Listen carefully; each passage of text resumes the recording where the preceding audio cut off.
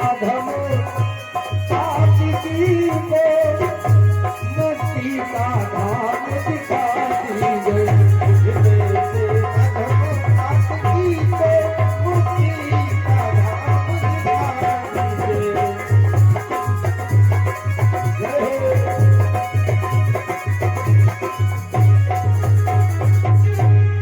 बंशी वाले शाम की जय हो। जेल में जब भगवान ने उतार लिया तो राजा परीक्षित ने श्री सुखदेव जी से पूछा, महाराज जी ये बताइए, भगवान को अवतार ही अगर लेना था तो किसी मंदिर में लिया होता या किसी तीर्थ में लिया होता, किसी भक्त के घर में भगवान अवतार लेते, तो जेल में भगवान ने अवतार क्यों लिया?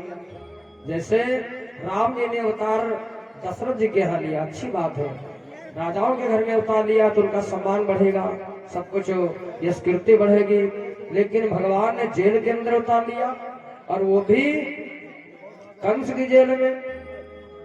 जेल भी है तो कंस की जेल, पापी की जेल, अधर्मी की जेल। इस जेल में भगवान ने उतार क्यों लिया, जरा सुनिएगा। जेल के अंदर अवतार लेने का कारण ये रहा, भगवान सारी दुनिया को ये बताना चाहते हैं कि जेल के अंदर क्या मुसीबत होती है, क्या कितने कष्ट होते हैं, ये मैंने अनुभव किया है, क्योंकि मैं जेल के अंदर पैदा हुआ हूँ। इसलिए मेरे दुनिया के लोगों, अपने जीवन में ऐसा कोई बुरा कर्म मत करना कि आप लोगों को भी जेल के अंदर जाना पड़े। ये भगवान ने दुनिया के लोगों को ज्ञान दिया है। ये बताना चाहते हैं भगवान कि जेल के अंदर कभी भी व्यक्ति को जाना नहीं चाहिए। जो बुरे कर्म करते हैं, जो अधर्म के रास्ते पर चलते हैं, उनको जेल के अंदर जाना पड़ता है।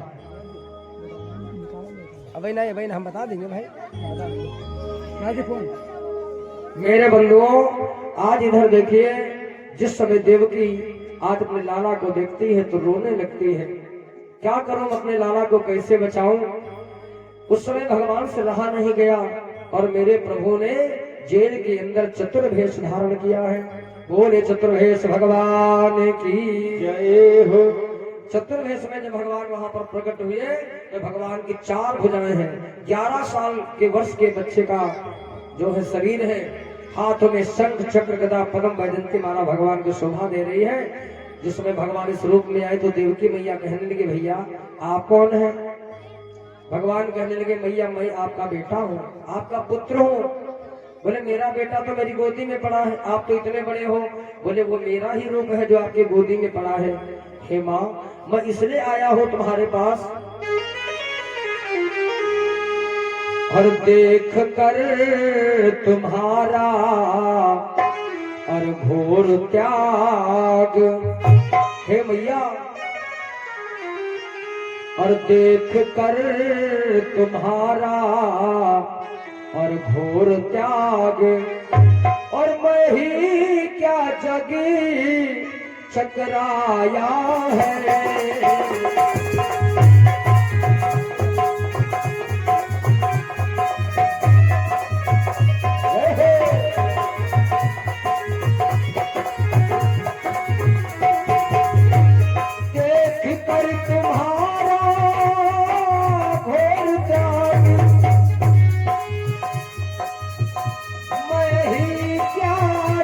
चतुराया है। ये भैया अब भय न करो मोहन को, ये सेवा करने को आया है।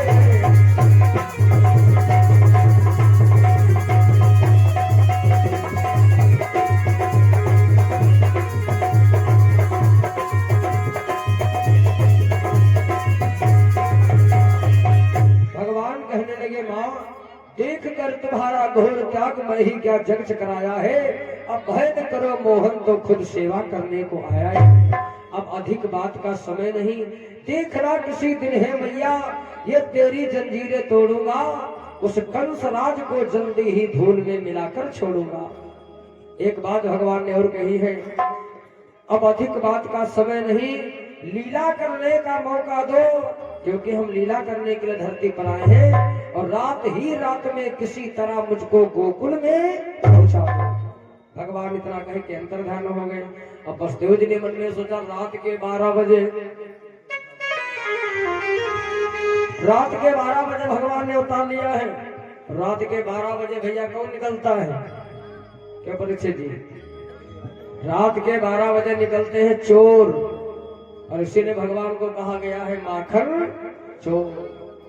और दिन के 12 बजे कौन निकलता है? राजा, और इसीलिए भगवान रामचंद्र को कहा गया है राजा।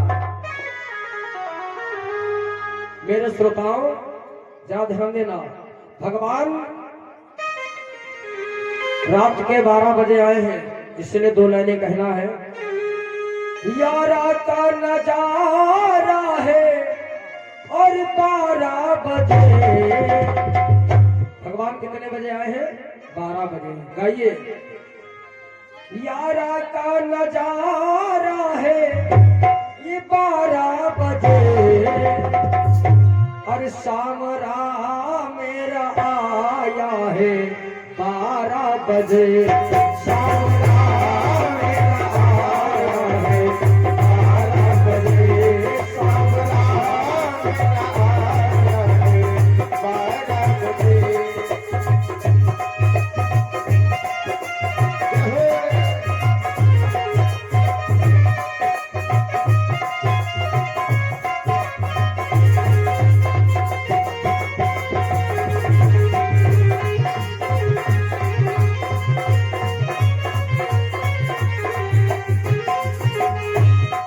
यारा का नजारा है 12 बजे। यारा का नजारा है 12 बजे। सामरा मेरा आया है 12 बजे। सामरा मेरा आया है 12 बजे। सामरा मेरा आया है 12 बजे।